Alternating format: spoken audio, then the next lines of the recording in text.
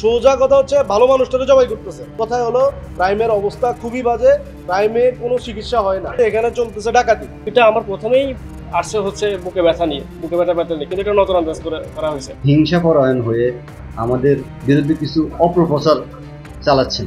এই ক্ষেত্রে দুই একটা ঘটনা ঘটতেই পারে। নোয়াখালীর বিভিন্ন ক্লিনিক ও হাসপাতালে ভুয়া ডাক্তারদের দৌরাত্মে প্রতিনিয়ত রোগী মৃত্যুর ঘটনা ঘটছে। অভিযোগ উঠেছে ডিগ্রিবিহীন এসব চিকিৎসকের ভুল চিকিৎসার কারণে প্রতিনিয়তই নতুন নতুন পরিবার ক্ষতিগ্রস্ত হচ্ছে। নোয়াখালী সদর, মাঝদি ছাড়াও সোনাইমুড়ি, বেগমগঞ্জ, চৌমোহনী, সেনবাগ, হাতিয়া ও চাটখিল সহ ৯টি উপজেলায় রয়েছে নামে বেনামে ১৪১টি ক্লিনিক ও হাসপাতাল।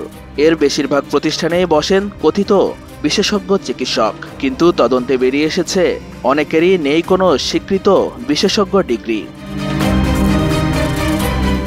সাম্প্রতিক সময়ে বেগমগঞ্জে প্রাইম হাসপাতালে সিজারের সময় নবজাতকের মৃত্যু, চৌমোহনীতে নাবিলা হাসপাতালে প্রসূতির মৃত্যু এবং সোনাইমুড়ি মা ও শিশু হাসপাতালে চিকিৎসা জটিলতা, সবখানেই যেন একই চিত্র। ভুল চিকিৎসায় প্রাণ হারাচ্ছেন রোগীরা। প্রাইমের অবস্থা খুবই বাজে, এক কথায় হলো প্রাইমের অবস্থা খুবই বাজে, প্রাইমে কোনো চিকিৎসা হয় না। সোজা কথা হচ্ছে এখানে চলতেছে ডাকাতি। উনি শুধু হাতটা দেখছে, বাস ওর ফালসটা দেখছে, ফালস দেখে বলতেছে যে ঠিক আছে ওরা ভর্তি করাই দেন, সকালবেলা ঠিক হয়ে যাবে। সোজা কথা হচ্ছে ভালো মানুষটারে জবাই করতেছে, এক কথা হচ্ছে এটা, ভালো মানুষটারে জবাই করতেছে, এক কথায় বলবো আমি এটা। কোনো সেবা নাই, কোনো সেবা নাই এখানে। আপনি বুঝতে পারতেছেন, আমি বারবার বলতেছি যে ওনার বুকে ব্যথা করতেছে, ওনারা আইসা শুধু দেখা যাচ্ছে বাস, আর একটা মেডিসিন নিয়ে আসে, ইনজেকশন করতেছে বাস। রোগী হসপিটাল ওনারা ভর্তি দেয়, ইমার্জেন্সি ডাক্তার দেখে, ইমার্জেন্সি ডাক্তার দেখার পরে ভর্তি দেওয়ার পরে ডিডি ডাক্তার দেখে, এবং ভর্তি দেওয়ার পর যে ইনজেকশনগুলো চালু করছে ওনারা, ওটা চালু করার পরেও রোগীর ব্যথা কমে নাই। কিন্তু এরপরও ওনারা কোনো বুকের কোনো পরীক্ষা বা ইসিজি যেটা বলা হয় হার্টের পরীক্ষার জন্য, ওইরকম কোনো পরীক্ষা ওনারা দেয় নাই। এখানে অবশ্যই ডাক্তারের একটা গাফিলতি আছে। আমি দীর্ঘ আজকে 2 বছর ধরে আপনার এই আল খিদমত তারেকুল ইসলাম স্যারকে দেখাই দিছি। তো মূলত হলো একটা বিষয় কি, আমরা এখন জানছি উনি আসলে যে সঠিক ডাক্তার নয়, ভুয়া ডাক্তার।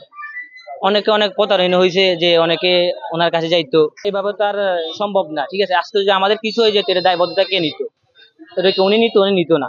সঞ্জিদা গাইনি ডাক্তার, আমার ডায়াবেটিসের সমস্যা হয়েছে, আমি 1 লক্ষ টাকার আমার ক্ষতিপূরণ হয়েছে। আমি এটা ভুয়া ডাক্তার আমি জানি না, কিন্তু আমার সার্টিফিকেট নাই, আমার এটা একটা বিশ্বাস চাই। আর ইমার্জেন্সি একটা কেস আছে, যাই না, তারা এটাকে ইমার্জেন্সি মনে করে না, তারা ওনাদের যে বিষয়গুলো ওটা নিয়ে ব্যস্ত।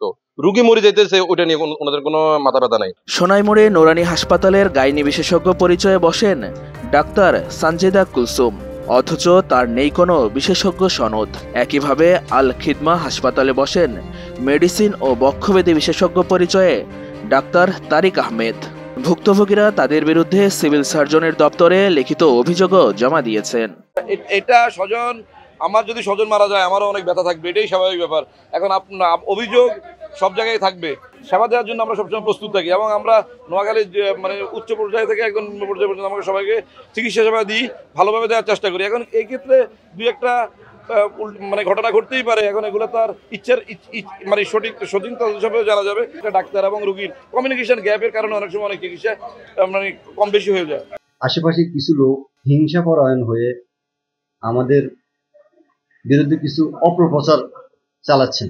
ওনারা স্পেসিফিকলি আমাদের একজন ডাক্তারের বিরুদ্ধে ওনারা সিভিল সার্জন মহোদয়ের নিকট ওনারা কমপ্লেন করেছেন। তাহলে আমি সিএস ম্যাডামকে আমি কি অমান্য করে আমি কাজ করবো? আমি করবো না, কারণ আমি আইন যেভাবে আছে আমি ওইভাবে আইনের ভিতরে আমি কাজ করব। এ বিষয়ে সিভিল সার্জনের দপ্তরে বক্তব্য নেওয়ার চেষ্টা করা হলেও সেখানে কাউকে পাওয়া যায়নি। অন্যদিকে ডাক্তার তারিক আহমেদ জেলার বাইরে থাকায় তার বক্তব্য নেওয়াও সম্ভব হয়নি, আর ডাক্তার সানজিদা কুলসুম বক্তব্য দিতে রাজি হননি।